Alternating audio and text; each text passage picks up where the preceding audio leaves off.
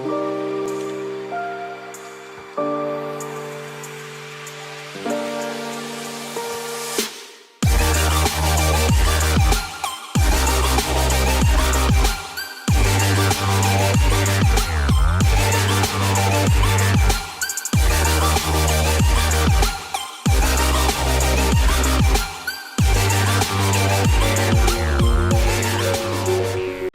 guys, අද අපි ආවේ අලුත් ටොපික් එකක් ගැන කතා කරන්න.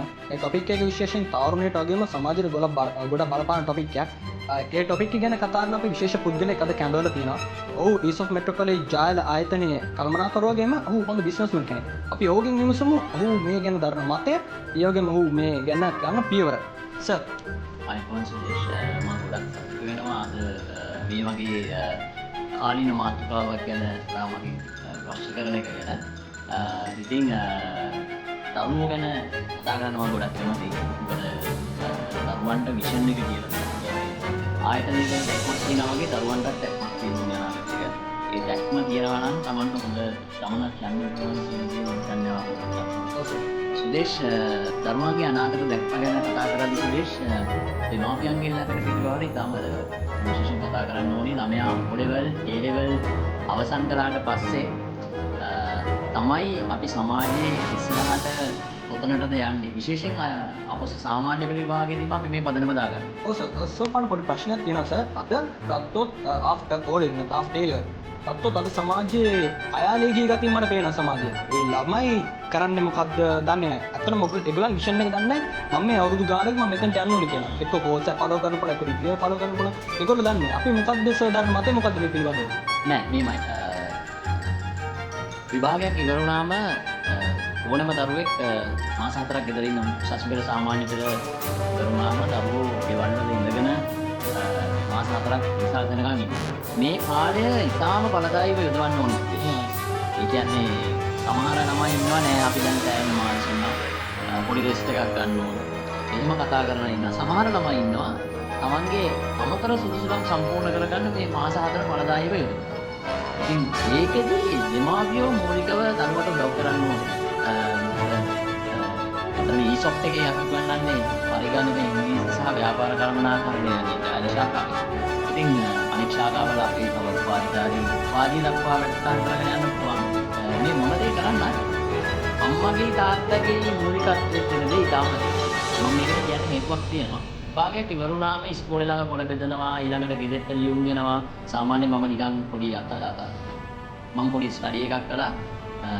විභාගයක් ඉවරුණාම එක දරුවෙකුගේ ගෙදරට ආයතන 15කින් 20කින් ලියුම් වෙනවා. ඒ ආයතන වල දරුවෝ ලියාපදිංචි කරගන්න නම් ලොකු කුතුහලයක් නැත්නම් ලොකු උනන්දුවක් තියෙනවා. මේ ආයතන වල මිනිස්සුන්ට ආයතන නිලධාරීන්ට ලොකු අවශ්‍යතාවයක් තියෙනවා දරුවන්ව රෙජිස්ටර් කරගන්න. ආයතනෙ උගන්වන්න නම් අපි IT උගන්වන්න නම් ඉංග්‍රීසි උගන්වන්න.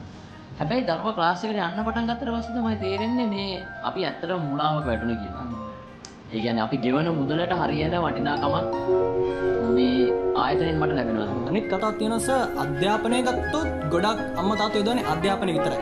එතන වෙන කිසි දෙයක් නැහැ. හැබැයි මම ඊසොෆ් මෙට්‍රෝ කොලෙජ් ජාලින් දකින අනිත් විශේෂම දේ මම සර්ගේ Facebook එකේ චෙක් කරනවා, ඒකේ Instagram එකේ මම දකිනවා. මොකද ඒ වලින් මම දකින දේ සර් එන්ටර්ටේන්මන්ට් එක කියලා දෙයක් හඳුන්වලා දීලා තියෙන ඊසොෆ් මෙට්‍රෝ කොලෙජ් ආයතනයේ. ඒ පිළිබඳව සර් මොකක්ද දරන මතේ? ඒ දේෙන් අද ළමයි ගොඩක් විනෝද දෙනවා ගේම අධ්‍යාපනයෙන් ගොඩක් ඉස්සරහට ඇවිල්ලා තියෙනවා. ඒ දේ අද ජාල ප්‍රදේශයෙන් ගොඩක් එක ඉස්සරහට ඇවිල්ලා තියෙනවා. ඒක මොකක්ද සර් ඒක හේතුව? නෑ මෙන්නයි අධ්‍යාපනය කියන්නේ පොතට විතරක් සීමාන්ත දෙයක් නෙවෙයි. දරුවෝ නම් හැම දෙයක්ම තියෙන මොන බාහිර ක්‍රියාකාරකම්.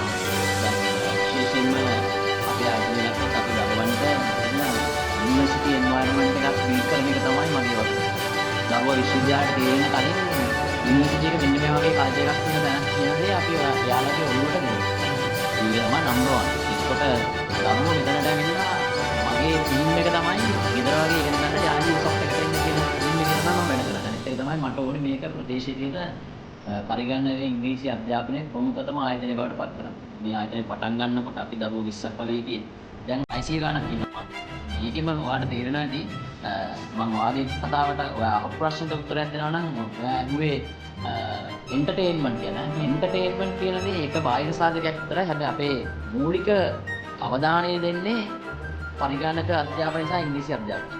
ඉංග්‍රීසි අධ්‍යාපනය විශේෂයෙන් ගත්තොත් ඉංග්‍රීසි කියන දේ අද දරුවෝ සුදේශ දන්නවා ඇති ඉංග්‍රීසි කතා කරන්න ගොඩක් බයයි. අපි දැන් අම්මගේ පය කියන්නේ එක්ගොලු දන්න එලියට දාන්න බැස අන්න ඔකට කෙන ස්ටේජ් ෆිය අපි නැති කරන්න ඕනි දරුවන්ගේ ස්ටේජ් ෆිය මොකද ළමයින්ට වචන තියෙනවා ග්‍රැම දන්නවා හැබැයි කතා කරන්න අපිට YouTube එකෙන් ග්‍රැම ඉගෙන ගන්න පුළුවන් වචන මාලා ඉගෙන ගන්න පුළුවන් හැබැයි අපි ඒක ප්‍රැක්ටිකලි කතා කරන්නේ නැත්නම් ඒක හරිය අමාරු දෙයක් වෙනවා භාෂාවක් ඉගෙන ගන්න. ඒවල අප උත්සාහයක් තියෙනවා. උත්සාහයක් තියෙනවා. ඉතින් ඒකට දරුවෝ යොමු කරන එක. විශේෂයෙන් දැන් ඔය දැන් කරන ඊමාසික පාඨමාලා ආරවා මේවා කියලා හැමතැනම පන්ති පටන් ගන්නවා. හැබැයි අපි එහෙම ඊමාසික වෙලා ඉගෙන ගන්න ඕනේ කියලා මම නම් කවදාවත් විශ්වාස කරන්නේ නැහැ. ගුරුවරයා හරි පාර කියලා දෙනවා නම් දරුවට කතා කරන්න අවස්ථාව දෙනවා නම් ඔපචුනිටි එක තියෙනවා නම් දරුවෝ නිකම්ම ඒ මාර්ගේ යනවා. අපිට නියම මඟ පෙන්වීමක් විතරයි අවශ්‍ය. මම මගේ පරිගණක විද්‍යාව මම මගේ ඉංග්‍රීසි උගන්වන ගුරුවරයාටත් පරිගණක උගන්වන ගුරුවරයාටත් විතරම කියන දෙයක් තමයි. දරුවන්ට හැම වෙලේම ගයිඩ් කරන්න හරි දේ කරන්න. විශේෂයෙන්ම ඉංග්‍රීසි උගන්වන කතිකාචාර්යතුමීට මම කියලා තියෙන්නේ දවසේ පැය එකමාරක් දරුවෝ කතා කරවන්න යොදවන්න. මේක තමයි ගොඩක් ආයතන වල වෙන්නේ නැති දේ. මේ දේ වෙනවා නම් දරුවෝ මාස 5ක් වගේ කෙටි කාලයක් ඇතුළත මේ ආයතනයේ මෙහෙට යනකොට ගම්ම ඉංග්‍රීසි භාෂාව කතා කරගන්න. ඒකට යාළුවෝ විෂන් එක තියෙන්නේ සමාජයේ වැදගත් තැනකට යන්න නම් ඉංග්‍රීසි ඉගෙන ගන්න කතා කරන එක සහ පරිගණක විද්‍යාව ඉගෙන ගන්න එක තමයි වැදගත් වෙනවා.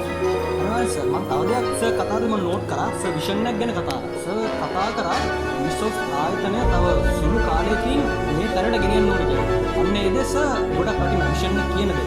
ඉතින් සර් මොකක්ද ඇත්තටම මේ Microsoft එකට ගොඩක් විෂන් එකක් තියෙනවා. ඒ වගේම අපි මොකක්ද සාමාන්‍යයෙන් ළමෙක්ට දෙන්න ඕනේ විෂන් එක. අද කාලේ ළමෙක්ට විෂන් එකක් නෑ අත්තටම කියනවා. මම දකින්නේ 100%ක්වත් විෂන් එකක්. අද කාලේ ළමයට ගොඩක් අඩුයි. අපි මොකද්ද එයාලා දෙන්න ඕනේ පියවර. මොකද්ද ඒගොල්ලන්ට විෂන් එක ඇති කරගන්න අපි අපෙන් දෙන්න ඕන උදව්ව. හරි. සුදේශී මම පොඩි ප්‍රශ්නයක් අහනවා. ඇයි ආයතනයකට විෂන් එකක්? අනිවාර්යෙන් ඒගොල්ලන්ට යම්කිසි කාලයකදී ඒගොල්ලන්ට ඕන දේ සපුර ගන්න අනිවාර්යෙන් විෂන් එක තියෙනවා. ඒ වගේම තමයි දරුවන්ට මිනිස්සෙක් වුණාම මිනිස්සෙකුට විෂන් එකක් තියෙනවා. දැන් මගේ විෂන් එකක් තියෙනවා නම් මම 2030 නැත්තම් මගේ වයස අවුරුදු 45 වෙනකොට ප්‍රධාන විධායක නිලධාරී කෙනෙක් වෙනවා කියලා ඒක තමයි මගේ විෂන් එක. ඉතින් ඒ වගේ දරුවෝ දැනගන්න ඕනේ තමන්ගේ වයසට ආවම මම මේ වයසට කොතනටද යන්නේ. ඒක තමයි මුලින්ම දරුවගේ මනස තුළ ස්ථාපනය වෙන්නේ. මම පුංචි දරුවන්ට නැත්තම් ඕනෙවල ඉවර කරන අයට විතර නෙමෙයි ඕනෙම දරුවෙකුට දෙන අවවාදය තමයි තමන් අනාගතේ දොස්තර කෙනෙක් වෙන්න කැමති නම් මේක තමන්ගේ මේස ඉස්සරහා හැම වෙලේම තමන්ට පේන්න තියෙනවා. එයාගේ ගෙදර විත්තිය මොකක් හරි දෙයක් ගහලා තියෙනවා නම් මේක වාට කටපාඩම් කරනවා වගේ. අන්නේක තමන් දකින්න දේ. මම දොස්තර කෙනෙක් වෙනවා විතර දකින්න. ඒක දරුවාට මොටිවේට් එකක් වෙනවා. ෆැක්ටර් එකක් වෙනවා. නිකම්ම එයා මොටිවේට් වෙනවා මම මේ දේට යනවායි කියලා. විෂන් එක කියන දේ ඒ දරුවා විෂන් එකට යනකොට දෙමාපියන්ගේ දුක්වගකීමක් තියෙනවා. දරුවෙක් යන්න ආස මෙතෙන්ට නම් සමහර අය ඉන්නවනේ මේ අර දැන් අල්ලපු ගෙදර කෙනා දොස්තර එහෙනම් උඹත් දොස්තර වෙන්න ඕනේ මගේ මේ මල්ලි දොස්තර අයියා දොස්තර එහෙනම් උඹත් දොස්තර වෙන්න ඕනේ මේක සංකල්පය හරියන්නේ නීතිවල ඉන්න පෞද්ගලික වෛද්‍යවරයෙක් කියන්නේ කියා වැඩි නැත්නම් ඉංජිනේරු කියන්නේ හැමදේම අමගේ නැතිවම තියෙනවා. ඒකට දෙමාපියෝ විදිහට දෙමාපියන් වගකීමක් තියෙනවා. දරුවා කැමති ගන්න කැමති පැත්ත. දරුවා ඉගෙන ගන්න කැමති දේ ගැන දරුවාට සමහර දරුවෝ කියනවා මම මියුසික් ඉගෙනනවා ඉස්සරහට යන්න. ඒකවල අම්මලා තාත්තලා පොතනදී ලොකු ප්‍රශ්නයක් දානවා. කොහොම මියුසික් ඉගෙනගෙන මොනා කරන්නද? නේද? ඒක මං හිතන්නේ ඇත්තට හොඳ දෙයක් නෙමෙයි. මොන විෂන් එකට යන්න? පදනම දාන්න. අපේ දරුවන්ටත් මම දෙන්න තියෙන අවවාදය ඒකයි. Tamanට පුළුවන් කාලේ ඉගෙන ගන්න. නැතුව මට හිතෙනවා දැන් අපි මේවා කියන්නේ අත්දැකීමත් එක්ක. මට දැන් මගේ උසස් පෙළ සාමාන්‍ය පෙළ අවධියට යන්න පුළුවන් නම් සුදේශ් මම දන්නවා අද මම කොහොමද යන්න ඕනේ පාර්ටි. අපි අපේ අත්දැකීම් එක්කනේ දරුවන්ට අවවාද දෙන්නේ. දරුවෝ විදිහට දරුවෝ එක තේරුම් අරගෙන දරුවෝ ඒ අවවාද අනුශාසනා පිළි අරගෙන ඉස්සරහට යනවා නම් දරුවන්ට අනිවාර්යයෙන්ම හොඳ අනාගතයක්.